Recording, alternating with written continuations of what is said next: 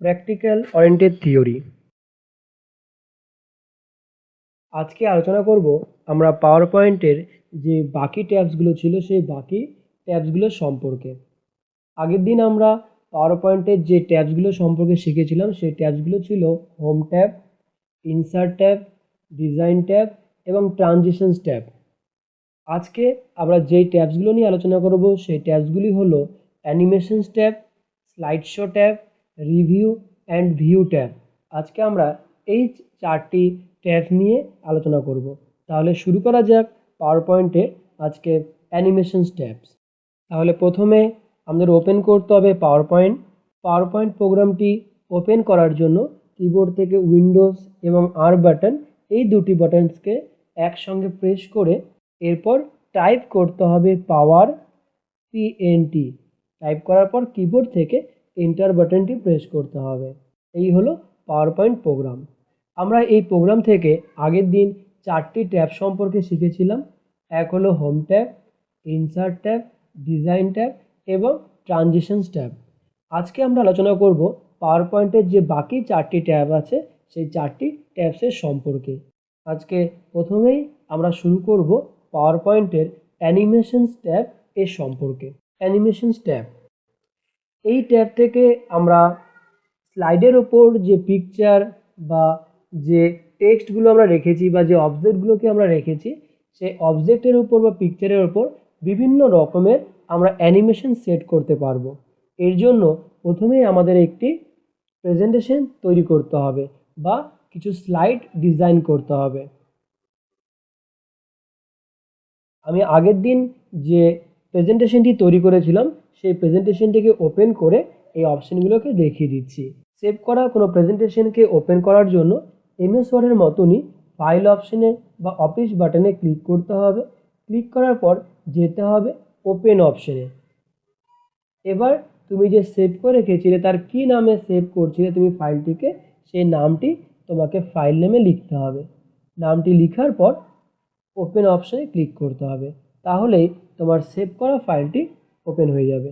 দেখো এখানে প্রথম যে লেখাটি আছে আওয়ার প্রেজেন্টেশন, আমি এই লেখাতে যদি অ্যানিমেশন দিয়ে রাখতে চাই তাহলে এই লেখাটিকে প্রথমে সিলেক্ট করব। এরপর অ্যানিমেশন এই অপশানে গিয়ে এখানে অনেকগুলি অ্যানিমেশন আছে, এখান থেকে যে কোনো অ্যানিমেশন আমি এখান থেকে সিলেক্ট করব। তুমি একটি লেখার মধ্যে বা একটি পিকচার বা অবজেক্টের মধ্যে যতবার খুশি তুমি অ্যানিমেশন কিন্তু ব্যবহার করতে পারবে। আমি যদি অন্য কোনো অ্যানিমেশন আবার দিতে চাই তাহলে সিলেক্ট করে নেব প্রথমে, তারপর অ্যানিমেশনে গিয়ে যে অ্যানিমেশনটি আমার ভালো লাগবে বা পছন্দ হবে সেই অ্যানিমেশনটিকে দিয়ে দিব। এরপরে এখানে অ্যানিমেশনের পাশে আরেকটি অপশান আছে এফেক্ট অপশানস, এখান থেকে তুমি অ্যানিমেশনের এফেক্ট চেঞ্জ করতে পারবে। তারপরে আছে অ্যাড অ্যানিমেশন, এখান থেকে নতুন করে তুমি অ্যানিমেশন অ্যাড করতে পারবে।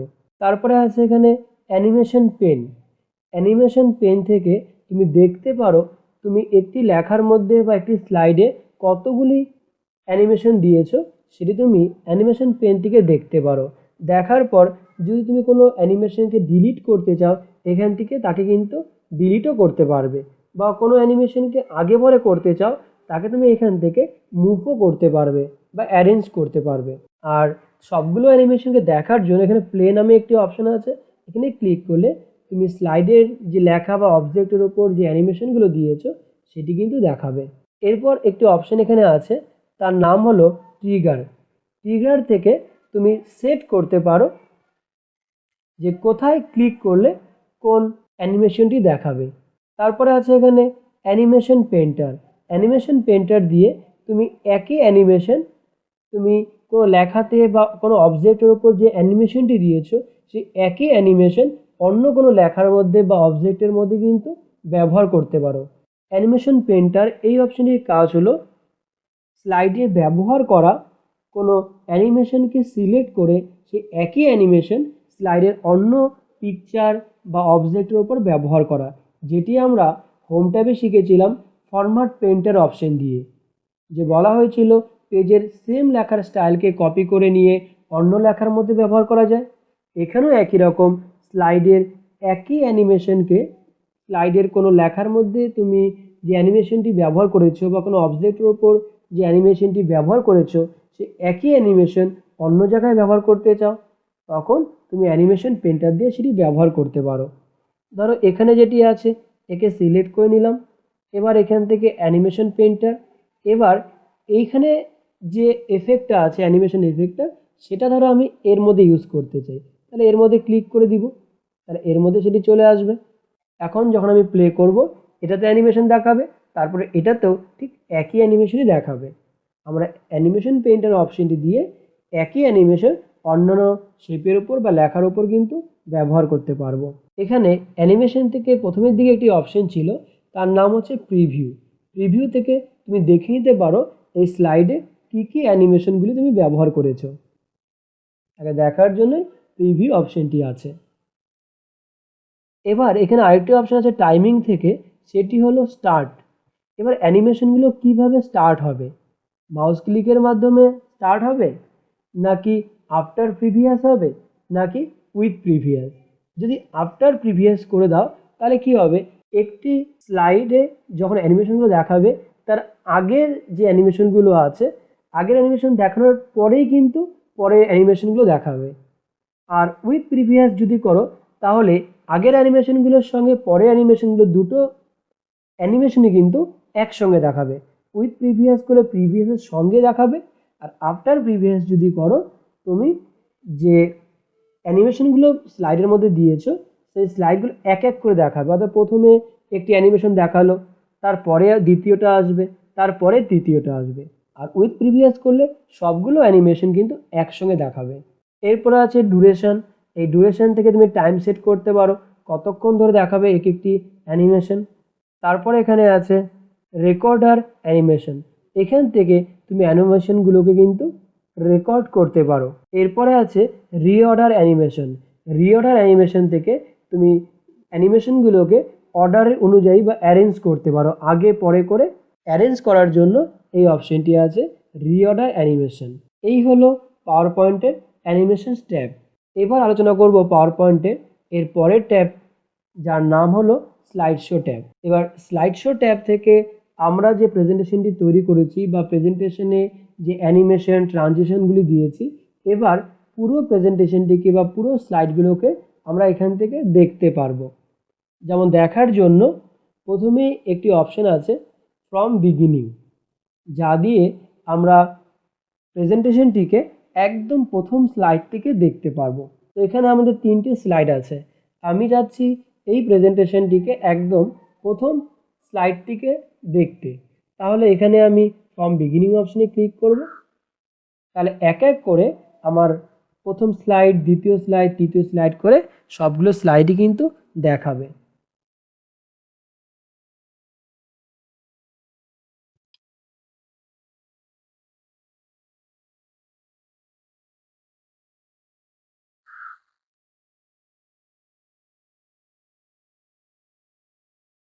তাহলে স্লাইডগুলিকে প্রথম থেকে দেখার জন্য বা প্রেজেন্টেশনটিকে প্রথম স্লাইডটিকে দেখার জন্য ফ্রম বিগিনিং এই অপশনটিকে ব্যবহার করা হয়।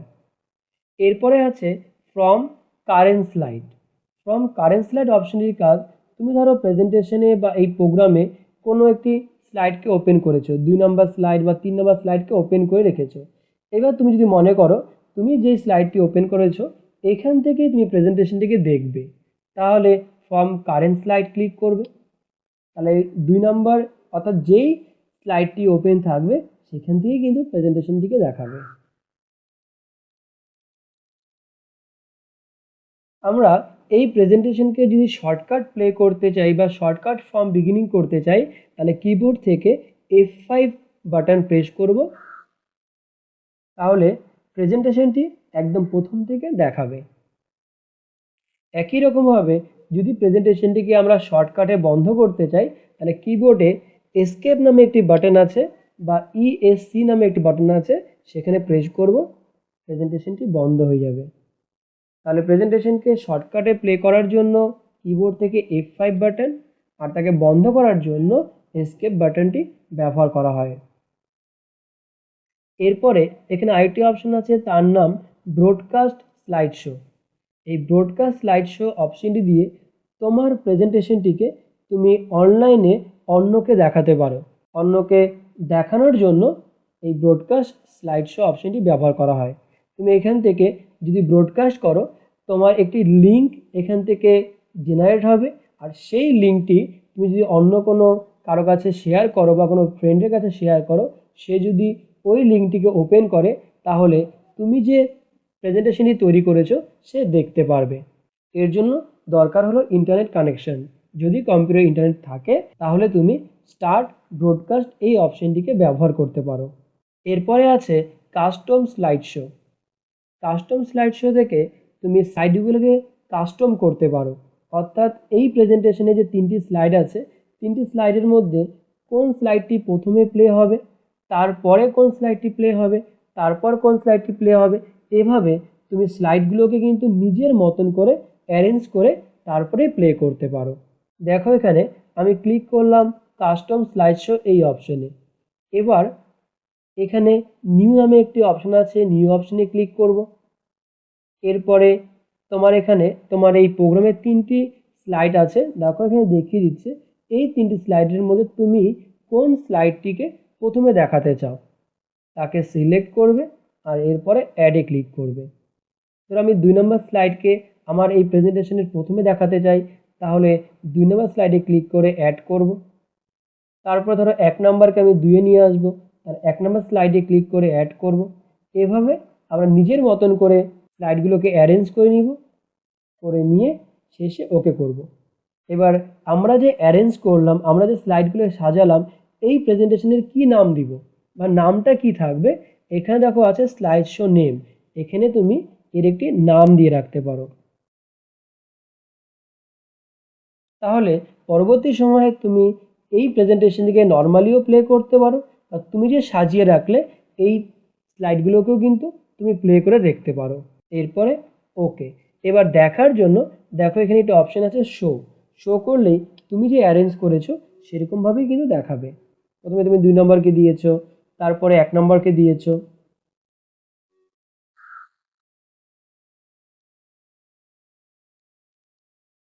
এই হলো কাস্টম স্লাইড শো অপশনের কাজ।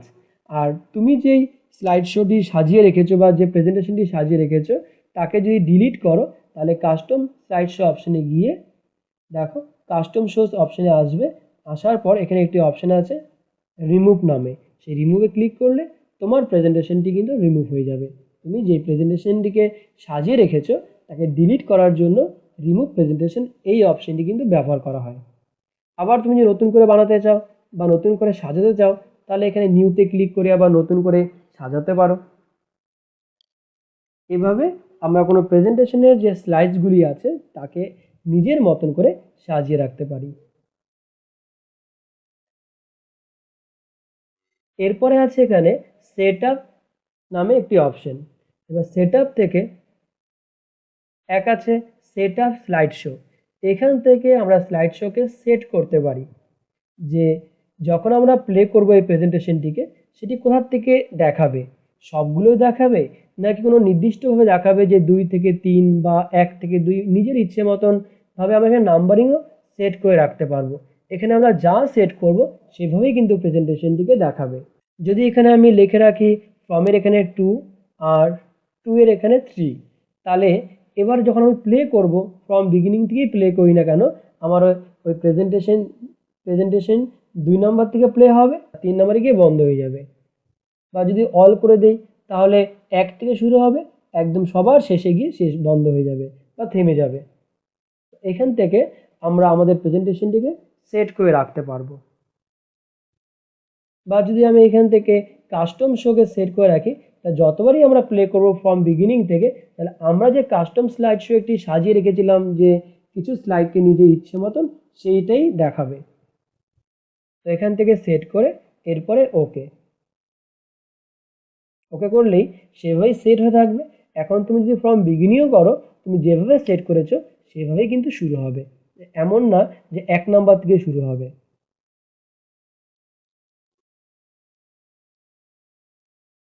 আবার নর্মালি সেট করার জন্য সেট আপ স্লাইড শোতে গিয়ে এখানে অল করে দিবে, এরপর ওকে করে দিবে। তাহলে আবার নর্মালি যেভাবে প্লে হতো ফ্রম বিগিনিং করলে এক থেকে শুরু হবে, সিরিয়ালি সব দেখানোর পর শেষে এসে বন্ধ হয়ে যাবে। এরপরে অপশান আছে হাইড স্লাইড। হাইড স্লাইড অপশানটির কাজ হলো, যদি তুমি কোনো একটি স্লাইডকে হাইড করতে চাও, এখানে যেমন 3টি স্লাইড আছে, এবার আমি যাচ্ছি 1 নম্বর স্লাইডটিকে হাইড করব। তাহলে 1 নম্বর স্লাইডে ক্লিক করে হাইড স্লাইড এই অপশানের উপর ক্লিক করব। এবার যদি আমি প্রেজেন্টেশনটিকে প্লে করি, তাহলে আমার প্রেজেন্টেশনে কিন্তু দুটো স্লাইড দেখাবে, 2 নম্বর স্লাইডটি দেখাবে আর 3 নম্বর স্লাইডটি দেখাবে। পুনরায় এই স্লাইডকে যদি আমরা শো করতে চাই, হাইড স্লাইডের উপর আবার ক্লিক করব, তাহলেই শো হয়ে যাবে। যেমন দেখো, আমি 1 নম্বরকে এখানে হাইড স্লাইড করে দিলাম, বা 1 নম্বরকে হাইড করে দিলাম হাইড স্লাইড এই অপশন দিয়ে। আর এখানে 3 নম্বর স্লাইডটিকেও ধরো আমি এখানে হাইড করে দিলাম। তাহলে এই প্রেজেন্টেশনে আমি দুটো স্লাইডকে হাইড করেছি। এখন একটি স্লাইডই শো আছে, সেটি হলো 2 নম্বর স্লাইড। আমি যদি এখন ফ্রম বিগিনিং বা কারেন্ট করে প্লে করি, তাহলে শুধুমাত্র 2 নম্বর স্লাইডটি কিন্তু দেখাবে, 1 নম্বরও দেখাবে না এবং 3 নম্বর স্লাইডও দেখাবে না। এখন একটি দেখি বন্ধ হয়ে গেল। এভাবে কোনো প্রেজেন্টেশনের যে কোনো স্লাইডকে কিন্তু আমরা হাইড করে রাখতে পারি।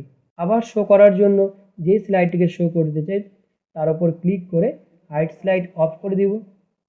এরপরের অপশান আছে এখানে রিহার্স টাইমিং। রিহার্স টাইমিং এই অপশান থেকে আমরা প্রতিটি স্লাইডে টাইমিং অ্যাড করতে পারবো। কোন স্লাইড ঠিক কতটা টাইম অনুযায়ী প্লে হবে তার টাইম সেট করার জন্য এই রিহার্স টাইমিং অপশানটিকে ব্যবহার করা হয়।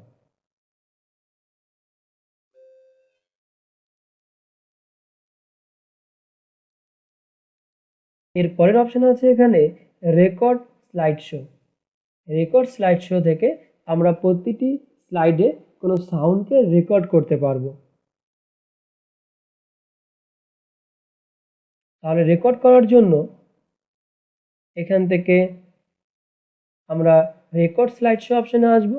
এবার এখানে দেখো লেখা আছে স্টার্ট রেকর্ডিং ফ্রম বিগিনিং, মানে প্রথম স্লাইড থেকে রেকর্ড করার জন্য। তারপরেই আছে record start recording from current slide, তুমি যে স্লাইডটিকে ওপেন করে রেখেছো সেই স্লাইডটিকে রেকর্ড করার জন্য। ধরো আমি এখানে এই প্রথম স্লাইডে রেকর্ড করব, তাহলে স্টার্ট রেকর্ডিং ফ্রম বিগিনিং এখানে ক্লিক করব। এরপর এখান থেকে স্টার্ট রেকর্ডিংয়ে ক্লিক করব। পেজে আমাদের এবার রেকর্ডিং কিন্তু স্টার্ট হয়ে গেছে। এবার আমরা যে কথাই বলি না কেন বা যে সাউন্ডটি করি না কেন এই প্রেজেন্টেশনের সামনে, সেই জিনিসগুলো কিন্তু রেকর্ডিং হবে। এর জন্য ভালো তুমি তোমার কম্পিউটারে কোনো মাইক্রোফোন লাগাতে পারো, বা যদি তোমার কম্পিউটারে বা ল্যাপটপে মাইক্রোফোন থাকে, তাহলে তুমি যেই সাউন্ডই করবে বা যেই কথাই বলো না কেন সব কথাগুলো কিন্তু তোমার রেকর্ড হয়ে যাবে। এবার রেকর্ডিং করার পর যদি রেকর্ডিংকে থামাতে চাও, তাহলে স্লাইডের উপর রাইট ক্লিক করবে, করার পর এখান থেকে ইন্ড শো ক্লিক করবে। ইন্ড শো করার পরে তোমাকে দেখাবে যে তুমি যে পেজে রেকর্ডিং করছো সেটি তোমাকে দেখিয়ে দিবে। এবার তুমি যদি সেই রেকর্ডিং সাউন্ডটাকে শুনতে চাও বা কাউকে শোনাতে চাও, তাহলে ফ্রম বিগিনিং করে প্লে করবে, তা তোমার এই সাউন্ডটি কিন্তু শোনাবে, তুমি যেই সাউন্ডটি রেকর্ড করে রেখেছো। দেখো আমি যে কথাগুলো এখানে বলছিলাম সব কথাগুলো কিন্তু রেকর্ড হয়ে গেছে। তাহলে আমরা এই রেকর্ড স্লাইড শো থেকে আমরা যে কোনো সাউন্ডকে স্লাইডের মধ্যে কিন্তু রেকর্ড করতে পারবো। এবার তুমি এই রেকর্ড করা সাউন্ডটিকে যদি ক্লিয়ার করতে চাও বা ডিলিট করতে চাও, তাহলে এই রেকর্ড স্লাইড শো অপশানে এসে দেখো নিচের দিকে আছে ক্লিয়ার, এই ক্লিয়ার অপশানে এসে তুমি এখান থেকে কিন্তু রেকর্ডটাকে ক্লিয়ার করতে পারো।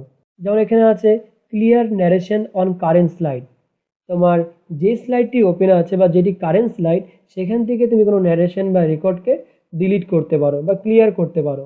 আরেকটি অপশন এখানে আছে clear narrations on all slide, তুমি যতগুলো স্লাইডের মধ্যে ন্যারেশন দিয়েছো বা রেকর্ডিং করেছো সবগুলো থেকে সেই রেকর্ডিং বা ন্যারেশনকে ডিলিট করার জন্য।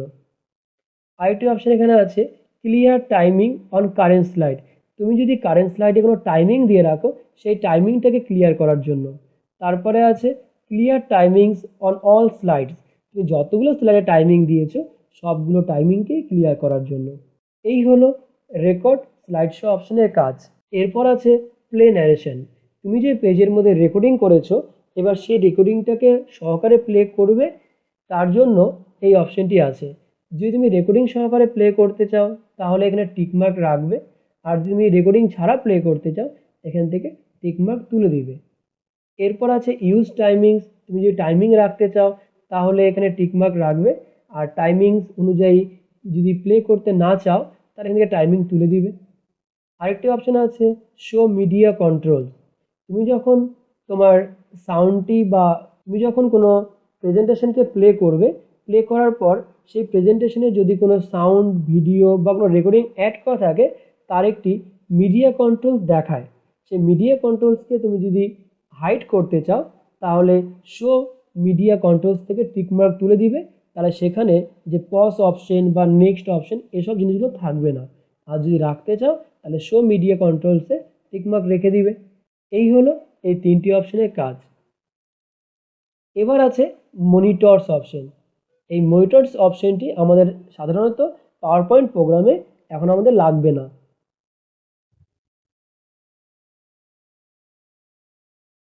এরপরে আমরা যে ট্যাব নিয়ে আলোচনা করব তার নাম হলো রিভিউ ট্যাব। এবার রিভিউ ট্যাবে যে অপশনগুলি আছে এই অপশনগুলি আমাদের সবগুলি। এবার শুরু করছি রিভিউ ট্যাব।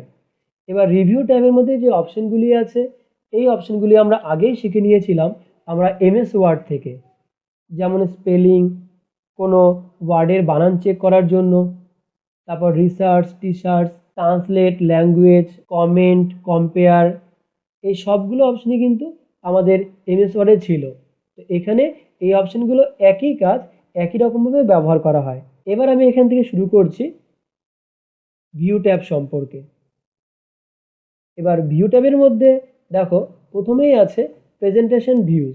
এই প্রেজেন্টেশন ভিউজ অপশন থেকে আমাদের প্রেজেন্টেশনের ভিউ কীরকম থাকবে বা আমাদের প্রেজেন্টেশন ভিউ কীরকম রাখবো সেটা কিন্তু সেট করতে পারবো।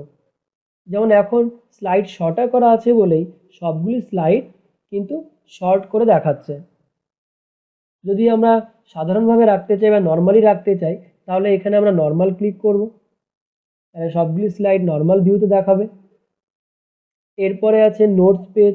যদি স্লাইডগুলোকে আমরা নোটস পেজ আকারে রাখতে চাই তাহলে আমরা নোটস পেজে ক্লিক করব, তাহলে প্রতিটি স্লাইড নোটস পেজ আকারে দেখাবে। আমরা যদি স্লাইডের যে নোটস এরিয়া ছিল সেখানে যদি কিছু লিখে রাখি এখন সেটাকে দেখাবে। তারপর আছে রিডিং ভিউ। আমরা যদি স্লাইডগুলোকে রিডিং ভিউতে রাখতে চাই তাহলে এখানে রিডিং ভিউ ক্লিক করব, প্রতিটি স্লাইড রিডিং ভিউতে দেখাবে। এভাবে আমাদের এই প্রেজেন্টেশন ভিউজটা আমরা চেঞ্জ করতে পারবো।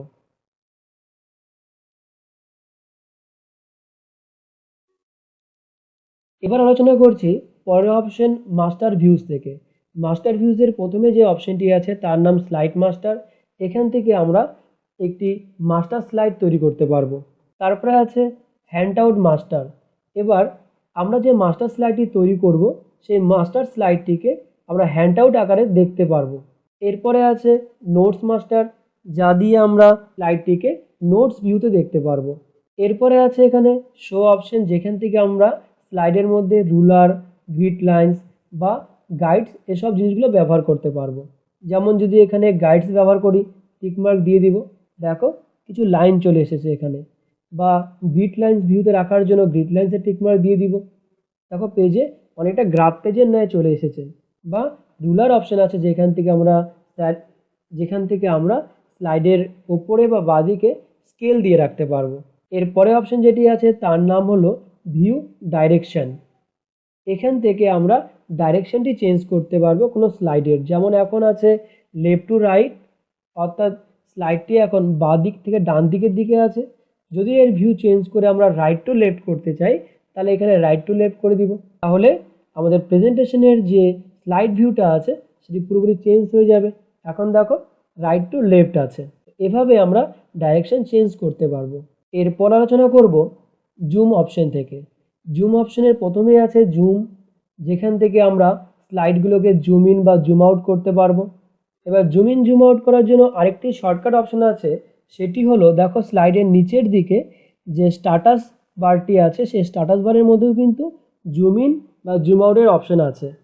যেমন এখানে মাইনাস সিম্বলটি হলো জুম আউট অপশন আর প্লাস সিম্বলটি হলো জুম ইন অপশন। এখান থেকেও আমরা স্লাইডগুলোকে ছোট বা বড় করতে পারবো। এরপর জুম অপশনের পরে যে অপশনটি আছে তার নাম হলো ফিট টু উইন্ডো। এবার আমরা স্লাইডগুলোকে জুম করার পর যদি পুনরায় পূর্বের অবস্থায় আসতে চাই তাহলে আমরা এখানে ফিট টু উইন্ডো করব, তাহলে স্লাইডগুলি নর্মাল অবস্থায় চলে আসবে।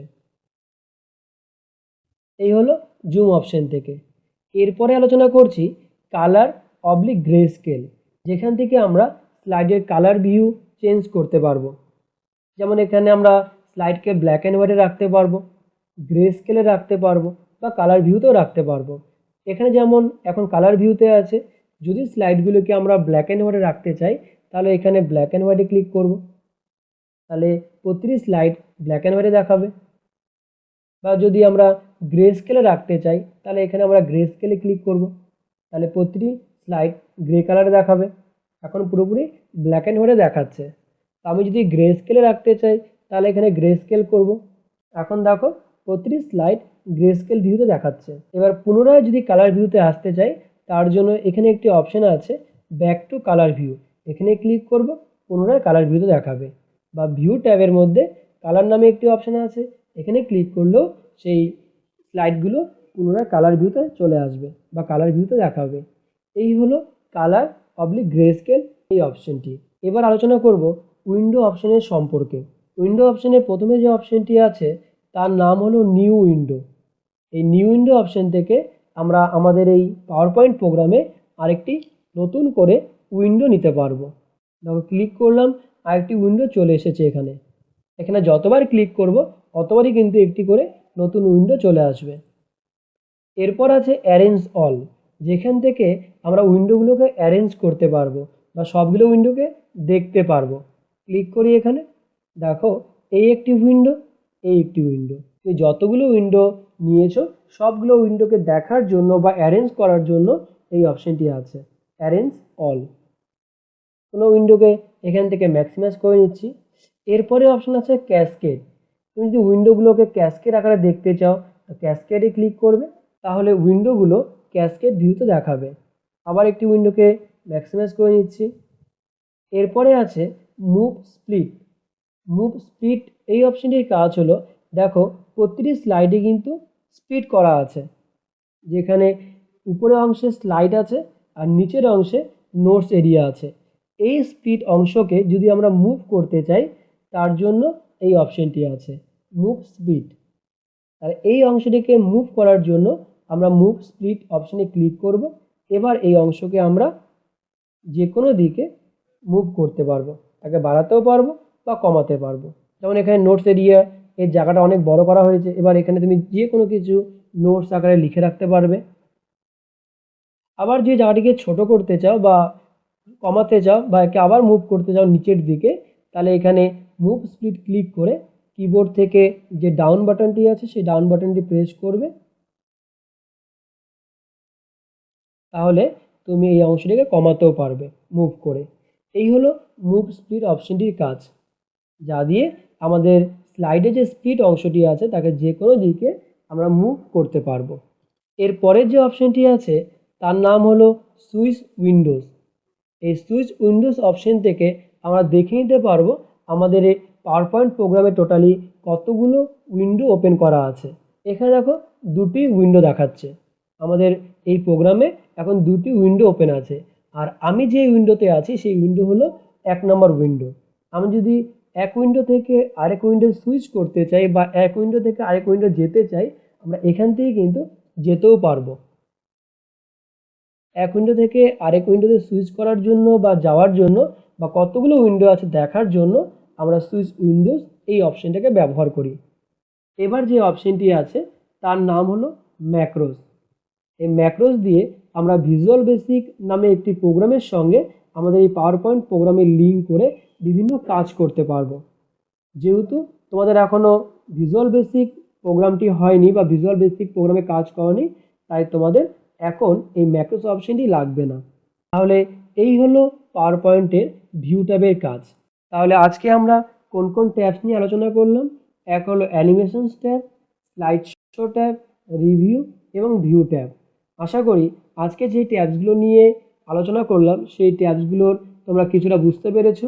এভাবেই আমরা পাওয়ার পয়েন্টের ট্যাবসগুলো নিয়ে বিভিন্ন রকমের কাজ করতে পারি, বিভিন্ন রকমের প্রেজেন্টেশন তৈরি করতে পারবো। তাছাড়াও এবার আলোচনা করছি পাওয়ার পয়েন্টের ফাইল মেনু বা অফিস বাটনের কাজ নিয়ে। যেমন এখানের ফাইল মেনুতে কী কী আছে দেখো, প্রথমেই আছে সেভ, তারপরে আছে সেভ অ্যাজ। এই অপশানগুলোর কাজ তোমরা জানো, তোমরা এমএসওয়ারেও শিখেছিলে। আমি কাজগুলোকে আবার বলে দিচ্ছি। যেমন প্রথমেই বলে দিচ্ছি এখান থেকে সেভ অ্যাজ এই অপশানের কাজ।